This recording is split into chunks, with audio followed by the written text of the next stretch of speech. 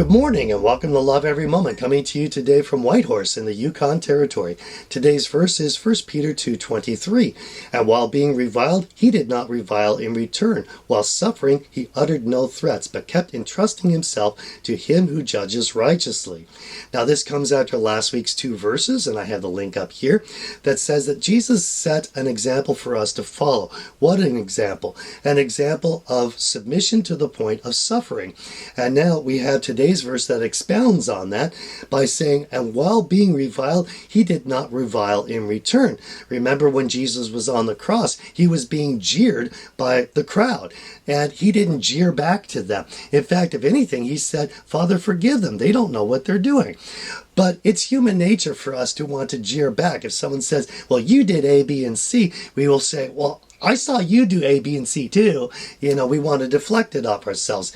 No, we should follow Jesus' example of submission to the point of suffering. It also says, while suffering, he uttered no threats. Now, Jesus had the authority to send legions of angels while he was on the cross, but didn't.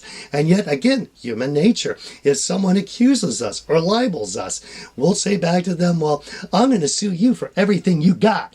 We're uttering threats. This is human nature, but we should follow the example that Jesus set for us.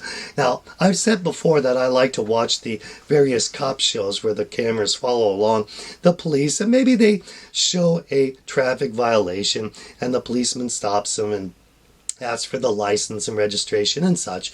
So a lot of times I hear this one phrase constantly: what are you stopping me for? I didn't do anything. And of course the camera saw it, but they keep repeating, I didn't do anything. They make it louder and more forceful. I didn't do anything. And you know what? The more they say that, the less credibility they have. I'm not sure if they think if they repeat it enough that somehow the policeman's going to say, oh, well, I guess if you keep insisting, I'll believe you. No, it makes it worse for them. The situation is much worse the more they repeat that. I think of the Sermon on the Mount in Matthew 5:37. It says, let your yes be yes and your no be no. Not let your yes be yes, yes, yes, yes, yes, and your no be no, no, no, no, no, no, no. One is sufficient. Think of again the example that Jesus set when Pilate asked him or accused him, are you the king of the Jews? Jesus said two words in Greek, you say. And that's it. Basically, you said it. And he didn't have to launch into this big tirade there. So remember that many of the examples in the Bible are of good people suffering for righteousness' sake. The disciples were often jailed for no good reason. And what did they do? They praised God. And that praise actually ended up saving a jailer, his family, and there's an implication that the other prisoners got saved as well. Or Joseph, he was imprisoned as well for many years, but that put him in a position to be able to eventually save Egypt and by default save the children of Israel. So think about this verse in Romans 8:28. It says, and we know that God causes all things to work together for good to those who love God, to those who are called according to his purpose. All things, even bad things.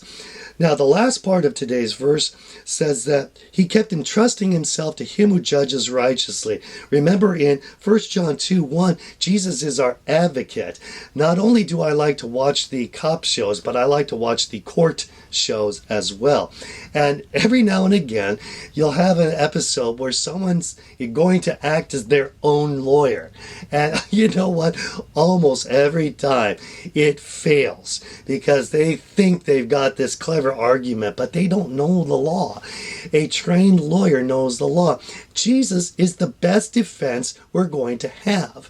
And so the best thing we can do is shut up and let Jesus defend us. And this is what gives glory to God, is that we be quiet and let him defend us, because he loves us that much. And that's why we can love him to the point of submission, even to suffering. So let's choose to love every moment, because then we're going to love every moment. I'm your average wretch, and I hope you have a great week.